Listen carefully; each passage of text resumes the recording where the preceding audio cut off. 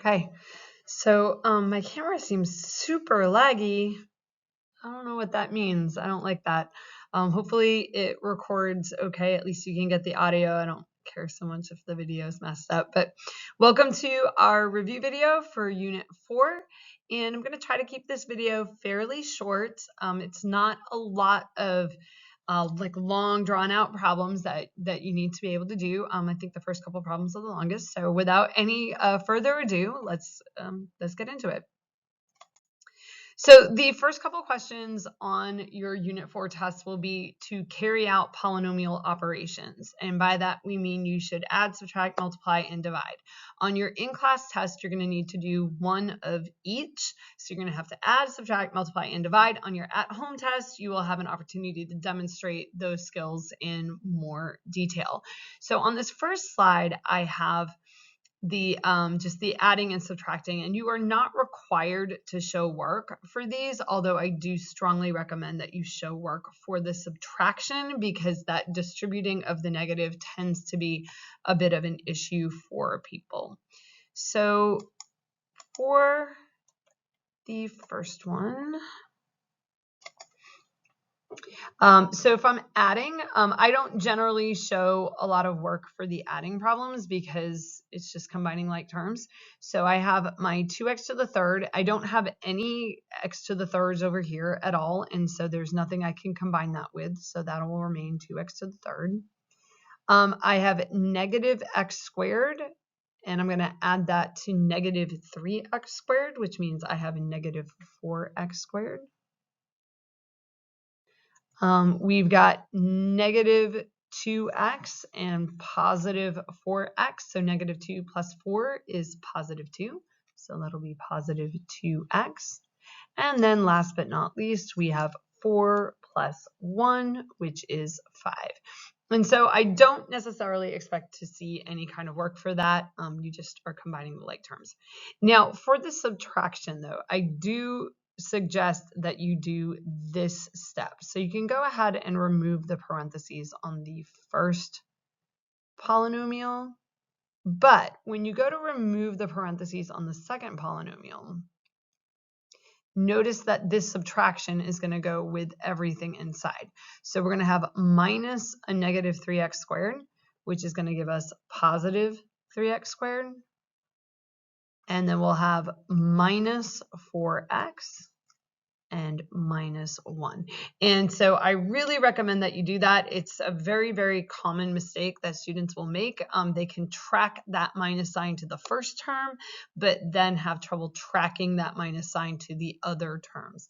And then it is just like an adding problem. So we've got our lonely 2x to the third.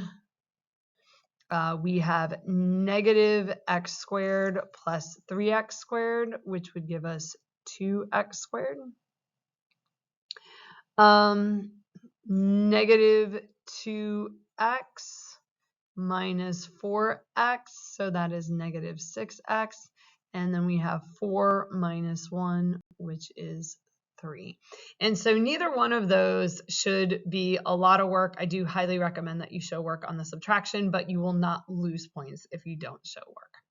So those two problems together took me about 3 minutes to do. Okay, so the next one is multiplication. I did shorten this a little bit. I had it on the original study guide as something with 4 terms and something with 3 terms, which is kind of a lot. For this problem, you will be required to show work, and I highly recommend the area model for this because it is space efficient. It is about as space efficient a model as you're going to see. It's also going to put your like terms near each other, which is going to make it easier for you to combine like terms. And so to multiply this on the area model, we would need 3 by 3. And so we would have x squared minus 2x plus 4. And then down the side here, we'll have negative 3x squared plus 4x plus 1. And the area model is also a lot less error prone in terms of forgetting one of your multiplications. So in this upper left, we'll now have negative 3x. Now remember that we add exponents when we are multiplying like bases, so that'll be negative 3x to the fourth. This would be positive 6x to the third and negative 12x squared. Next line down, we'll have 4x to the third. What am I doing? I looked up at the original problem. That was not what I wanted to do. Negative 8x squared and positive 16x. And then going across the bottom here, x squared minus 2x and 4. And again, noticing how the area model is going to lay this out. And so you'll have the highest exponent in that upper left, you'll have the constant in the lower right, and then on each diagonal, you will have your like terms. And so you'll have your x cubes, your x squareds, and your x's, like so, which is going to make it easier for you to combine them when you go to add up all the areas. So the negative 3x to the fourth, that just stands as is. There's nothing to combine it with. 4x to the third plus 3x to the third is 10x to the third. What do we got going on here? We have negative 12 minus 8, which is negative 20. And then negative 20 plus 1 is negative 19. Negative 2x plus 16x is 14x. And then the 4 stands alone. Now, the other way that you'll see this, and that you might have been taught it, and that I believe apps like Photomath do, is they'll do repeated distribution. So they'll take that x squared and they will multiply that x squared all the way through. And then they'll take the negative 2x and they'll multiply that all the way through. And then they'll take the 4 and they'll multiply that all the way through. The disadvantage to doing it that way is that it's really, really easy to miss one of those multiplications. So yeah, you end up missing one. And when you do multiply them that way, the like terms aren't going to be near each other. And so you'll have like an x squared, and then you'll have like an x to the third, and then you'll have another x squared. And so they're not near each other. So area model really is going to be the most compact way to do that. It's going to organize your answer in a way that's just going to make the different elements of it easier. So please do it that way. You don't have to, but like I highly recommend that you do. Something I do want to point out, and this is relevant to your at-home test, is that while the area model will usually have the like terms on the diagonals, they are not always on the diagonals, and that can get thrown off if one of your original polynomials is, say, missing an exponent. So if you had x to the third, and then you skip the x squared and you went down to the x, that's going to throw off that pattern. So that is a true-false question on your at-home test, and the answer to it is false. They're not always on the diagonals, but they often are, and even when they're not, they're close together. So I just gave you an answer to your at-home test. You know, if it's open at the time that you're watching this, go mark that answer, go get it. Okay. Last one is the division one. I couldn't make this one bigger for some reason. So with division, we know the area and we know the height, and what we're looking for is the base. So if you got your area is your base times your height, that's how we're setting it up. So instead of knowing the base and the height and finding the area, we know the area and we know one of the dimensions, and we're looking for the other one. So we're going to set this up. You would use your highest exponent to determine how many columns you need. And so we're going to divide by 3x plus 4. And I'm going to start with 3x to the fourth in that upper left. And then we go through the division. So we ask ourselves, 3x times what gives me 3x to the fourth? Well, that would be x to the third. Okay, x to the third. And then I can get that bottom left one. So 4 times x to the third is 4x to the third. And now we need to do a little bit of thinking. So we need our x to the thirds to add up to 10x to the third. And I've got 4, which means this one must be 6x to the third. And then we repeat that. 3x times what gives me 6x to the third? Well, that would be 2x squared. 2x squared times 4 is 8x squared. And now we have to do a little bit of thinking, and I've actually cluttered that up a little bit. Much there. There we go. I just wanted to be able to see more clearly that we want a negative x squared. So I have 8x squared. I need negative 1x squared, which means that I have a hair appointment tomorrow. My calendar just let me know. Awesome. So this must be negative 9x squared. Okay, and then we keep repeating it. So 3x times what gives me negative 9x squared? Well, that would be negative 3x. Negative 3x times 4 is negative 12x. We need that to be negative 9, and we've got a negative 12, so that means that's got to be a positive 3. And then 3x times what gives me 3x? Well, that's 3x. And then 4 times 1 is 4, and this has no, oh, it does have a remainder. I was looking at the wrong 4. And so we need 6, we've got 4, which means that my remainder must be 2. And so the way I would write that answer is x to the third plus 2x squared minus 3x plus 1 plus 2 over 3x plus 4. Now that entire problem took me less than 3 minutes to do, and that was with talking it out loud. So I could do that problem faster if I wasn't saying out loud what the different steps were and kind of guiding you through that. I would not expect you guys to do this as fast as I am doing it, but it shouldn't be taking you like 7 or 8 minutes to do it. Okay, so we need to remember when you're multiplying, what you're looking for, and then when you're dividing, how is that different from the multiplying problems? So there's our division problem. And I think those honestly are the longest problems that you're going to see on the quiz. So when you're planning your personal strategy, just kind of remember which of the problems take longer. The multiplication and the division are probably going to be the longest problems on there. And so you might want to do everything first and then save the multiplication and division for the end. Next two problems are sum and difference of cubes. And so this was our soap sandwich. So we're going to same, opposite, always positive, square it, smush it together, okay? So all of our sum and difference of cubes will factor into a binomial and a trinomial. So you can start off by setting those parentheses up. And then we'll do our acronym. So same, opposite, always positive. Over here, same will be subtraction, then the opposite is positive, and then always positive.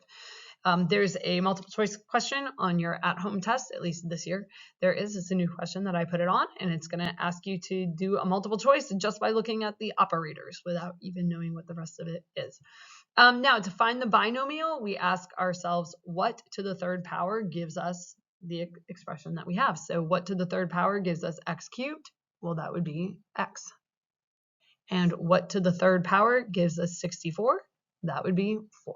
It's a very limited number of numbers, limited range, limited quantity of numbers that you need to know that they're perfect cubes. And then to get the second polynomial, we're going to square it, smush it together, okay, like a PBJ. So we're going to take that x and we're going to square it. We're going to take that 16 and we're going to square it. The 4 and square it and get a 16. I can't talk and write at the same time. And then we're going to take the x and the 4 and multiply them together to get that middle. So the middle of the sandwich. So you got like a slice of bread, and then you got your PBJ. Okay. So slice of bread, PBJ. The one over on the right, so we ask ourselves what to the third power gives us 8? That would be 2. And what to the third power gives us x cubed? That's x. And just keep everything that's on the left of the minus sign. Keep it to the left on the minus sign. What to the third power gives us 125? That is 5. Now, be careful when you've got that leading coefficient there because we're going to square it. So remember that 2x squared means 2x times itself. So that'll be 4x squared. So a common mistake there is to not square the 2. And then we'll square the 5 to get the other slice of bread. So square it, get those slices of bread, and then smush it together. 2x times 5 is 10x. And both of those problems together took me about 2 minutes, 40 seconds to do. Okay, so that's both of them. And again, that's with the explaining and drawing like little slices of bread and stuff. So the problem should be faster than that if you are well prepared, or maybe like where you haven't done as many of these as I have. It might take you 3 or 4 minutes just on your own to do it. But again, if you're taking 7 or 8 minutes and you're having to like look up stuff to do this, it's taking too long. So that's our soap sandwich. Square it, smush it together. All right. Next two problems are factoring by grouping, and you will need to get these completely factored. So we'll take a look at that. So the way we did this in class is we did the area model for this. And oh, this is an interesting one. I have x to the 7th. Huh. Okay. 4x to the 5th, negative x squared, and negative 4. And so I'm going to go factor in this direction first because I'd like to avoid those negatives if I can. So I've got x to the 7th, which is x times itself, okay, in there 7 times, and then 4x to the 5th, and I'm looking for the GCF. So this one has 7 x's, this one has 5 x's, and so what they have in common is 5 x's. So this would be x to the 5th out here. And then I would ask myself, x to the 5th times what gives me x to the 7th? Well, remember we add exponents, so this would have to be x squared. I'll pause for a second and give you a chance to hash that out, like x to the 5th times x squared, 5 plus 2, 7. There we go. So x to the 5th times what would give me 4x to the 5th? That would be a 4. And then going down across the bottom there, x squared times what would give me negative x squared? That would be negative 1. And then we'll check it by looking at that. This one over here, we'll just kind of check at that. Negative 1 times 4 is negative 4. And so my factors would be x to the 5th minus 1 times x squared plus 4. Now, I don't think we did many in class, if any at all, that were like x to the 7th, but I put it on the review, probably just to illustrate that it still works. This is a good method. This is a good way to do the factoring. Yeah, this is a really good way to do the factoring. So you should do it that way. All right, second one for the factoring by grouping. So we're going to do this with the area model. So we'll have x to the 3rd, 3x squared, negative x, and negative 3. And so let's get that GCF going across the upper row there. So what do x to the 3rd and 3x squared have in common? Well, we've got 3 x's, and then we have a 3 and 2 x's. So what they have in common is the x squared. And then we have x squared times what gives me x to the 3rd? Well, that would be x. X squared times what gives me 3x squared? That would be a 3. And this one kind of comes out the same way as the other one did. X times what gives me negative x? That would be negative 1. And then check it with the negative 1 times 3 does give you negative 3. So all 4 boxes need to work. Now this one is a little bit different because it is not actually fully factored. And so this incorporates a review of difference of squares. So that x squared minus 1 is the difference of squares, and difference of squares will factor into conjugates. This is review. So if it feels like this is brand new, then this is a skill or a concept that you did not learn well enough. Back a couple units ago, we did this in unit 3. We had a whole day on difference of squares. So somewhere in your notebooks, there is a whole chunk of notes on difference of squares. And we looked at doing it with the area model, and we looked at doing it with the formula. And then we have reviewed it in unit 4 as well. So this should factor into, we'll copy down the x plus 3. The square root of x squared is x, and the square root of 1 is 1. So it'll be x plus 1, x minus 1. Ta-da! Now, if you use Photomath or something with this, it's going to do the same process, but it's going to lay it out on the page differently. And I strongly advise against it because if you can't explain what is happening, you shouldn't be doing it. So the way it would look on like another way of doing it is it's going to look like this. And honestly, a lot of you would look at that -1, and if I were to ask you, where did this -1 come from? You would not be able to tell me. So if you cannot tell me where it came from, do not be writing it down. And then what we do is we look at this and we see that there is a common factor of x plus 3, and we factor out the binomial common factor. So if that sounded like a lot of algebraic blech that just came out of my mouth, the common binomial factor, probably this is not a great way for you to be writing it out. And then you'll end up in the same spot as we were here with the x plus 3 and then the x squared minus 1. I'm not going to take off points if you do it that way, but if I strongly discourage you from doing it. The area model for how to structure the grouping is much more straightforward visually, and it's much easier to explain this is the base and this is the height than it is to say I factored out the binomial common factor. Okay, so go with the one that's conceptually going to be easier for you. All right, question 9. There are 4 copies of the graph shown. On the first, highlight where it is increasing. Highlight where it is decreasing on the second, where it is positive on the third, and where it is negative on the fourth. So we've got, let me go find my highlighter. Here we go. So the first one, we're supposed to highlight where it is increasing. Remember, increasing means that it is going up from left to right. So as I trace this, let me change the color of the highlighter just so you can see it better.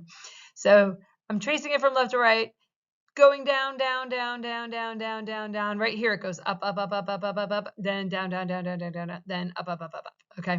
And so we are asked for increasing. And so it is increasing or going up from here to here. And then again from here up towards infinity. On the second one, it's where it's decreasing. So that would be the sections we did not highlight. So that is going down from left to right. So decreasing, decreasing, decreasing, decreasing, decreasing, stops decreasing. Then it's increasing, increasing, increasing. And now it's decreasing, decreasing, decreasing again. On the third one, we are going to be highlighting where it is positive, and positive means it is above the x-axis. So above, above, above, above, above, above, up. Now it's below, below, below, below, but here it's above again, and now it's below, below, below, and now it's above, above, above. Okay, so there's our our intervals for where it's positive, and then negative is where it's below, and so that'll be this chunk here and this chunk here. I'm not highlighting it. Super neat. Okay, and then the next question is, if you are asked to state the intervals, be sure to only use x coordinates and always move from left to right. And I will say that on your test, there are 2 questions of this type, and the first is going to ask you to highlight it. That is a separate question. You must highlight it. And the second one will be multiple choice. So similar format to what we had on our Unit 2 test, where you highlight it and then you are going to not state the intervals, but you are going to choose them. So for example, if you were to, we'll just look at, say, this one, okay? I would say it is decreasing, and I would say it is decreasing from negative infinity, and then make sure that you use the x coordinate there, okay? And it looks like the x coordinate is -1. And then we'll have that union if there's more than one interval, and it looks like it increases again from 0 to 1. Again, you're using the x coordinates, not the y coordinates. So if you were doing this for a multiple choice question, here are a couple of pointers for you. 1, if you see y coordinates referenced anywhere, don't pick it, okay? We don't reference our intervals by y coordinates. And in fact, there have been examples that I've given you where I've taken the y-axis off, okay? Or all the numbers off the y-axis. We took all the tick marks off the y, like we didn't want anything on that y-axis so that you couldn't go back and reference it. The other thing you might note is that if there are multiple intervals, you're going to have, if you have multiple sections that are highlighted, you're going to have that same number of intervals. So this one that I picked has 2 sections that are highlighted, and so there are 2 intervals. But if I were to look at this one, there's actually 3 sections that are highlighted, and so we'd have like an interval for this one, an interval for the middle one, an interval for over there. So you can probably eliminate some stuff that way. If you know that you have 2 intervals, then don't pick anything that's just got 1 interval. Always remember too that the intervals go from least to greatest. And so if you saw something like -1 to -infinity, that's not, don't pick that. That's wrong because the interval is written wrong. Okay, so I think that is that. And on your quiz, I'm looking at one of the versions. If you're wondering why I keep turning to the side, looking at one of the versions, you should not need Desmos. I've got the graphs that are on the sheets themselves, so you'll be able to mark them up. And I think I put the ordered pairs so that you could see the coordinates that you needed to see. All right. State where the function is increasing. I'm not 100% sure why I did this. I don't really know why I did this, but well, we're not going to go back and do that because I just messed that up. So there's a question on that. What was that, question 10? So that was great. Well, you know what? We'll turn it around for good. That did not work. Okay. Question 11, key fact. Complex roots and solutions always come in pairs. Always come in pairs. Always come in pairs. So if you are looking at anything, okay, and yeah, and it asks you for like the answers, and it says something like x equals 1, x equals -1, x equals 2i, okay, you are not going to pick that because that has to be in a pair, okay? And so if there is just this like rogue 2i, don't pick that. They have to come in pairs, okay? And the reason they come in pairs is because of the quadratic formula where you have the plus and the minus, okay? And so the plus and the minus will always generate 2 answers at a time. So you can have 2 answers with the i's, you can have 4, you can have 6, you can have 8. At that point, don't even do the problem. But always in pairs, okay? So that is a super key fact. All right, let's see if I can do this one better this time. So let's see. There we go. Okay, already improved. So this one is, how many solutions does the following equation have?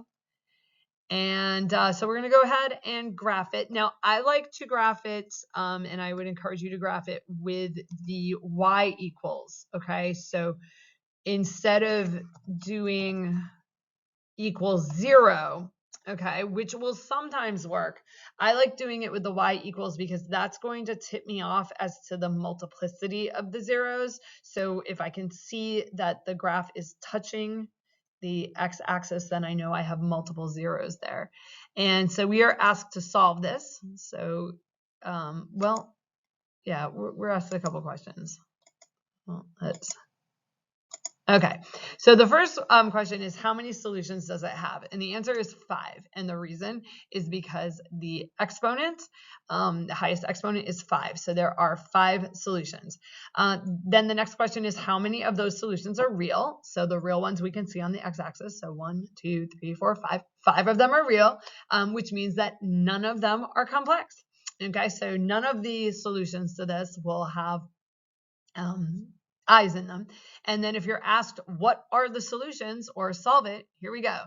X equals -2.074, x equals -0.835, x equals 0, x equals 0.835, and x equals 2.074. And so those are your solutions. Do not state the ordered pair as the solution. Okay, you do need to make sure that the way you're stating the solutions is correct. So we would say, how many does it have? 5. How many are real? 5. If you were asked how many are complex, you would say 0. But remember, the number of complex solutions will always be an even number, or 0, okay, which is like even. But so if you're not answering 0, you're going to say 2, 4, 6, 8, 10, 12, okay, and so forth. You're not ever going to say there are 3 complex zeros because that does not happen. Then if you are asked, what are the solutions? You're going to answer it like this, okay? You are not giving ordered pairs. You are writing out the solutions. There is no reason why anybody gets this wrong, okay? Every single person is fully capable of looking at a graph and identifying these points, especially when they're like on the graph for you. And writing them down. The only reason you get this wrong is because you have not studied and you don't know what it is you're supposed to look for on the graph, not that it's too hard for you to look for. Okay, so you might be wondering, is there any extra credit that's associated with this particular video? And I had an idea in mind, but now I'm going to like alter it a little bit. So to get your extra credit, you are going to go to our team and you're going to go to the questions and discussions channel. Okay. And you're going to start your post with the number 10 because 10 is the problem that it jumped over. Okay. 10 is the problem we jumped over. And you are going to ask the question, what is the answer to number 10? And then you are going to follow that by telling me what your favorite dessert is. Okay, your favorite dessert. So you're going to go to teams. You're going to say, what is the answer to number 10? And then you're going to just follow that with like hot fudge brownies or peanut butter pie or pumpkin pie or my Nana's amazing oatmeal bars, which honestly are like pretty amazing. Okay, so something like that. And because this is time sensitive, you have to post this on the Teams channel before the day of the test, like before the day. Okay, not during lunch the day of. Okay, I am going to cut this off for extra credit. So you've got to do it before the day. I don't care if it's at midnight the night before, but it has to be dated on Teams as the day before the in-class test. So this whole thing took me about a half an hour to do, and that's with a lot of sidebars and talking, and it is the whole thing is longer than your actual test is. So I think we're okay for that, and sorry about number 10. Okay, if I thought it was essential for what was on, I mean, I'm staring at the test right now, so if I thought it was super essential, I'd have more to say about it, but I don't. So, okay. And you know what your extra credit is. So let me know if you have other questions in addition to number 10. Okay. And you guys know where to find me.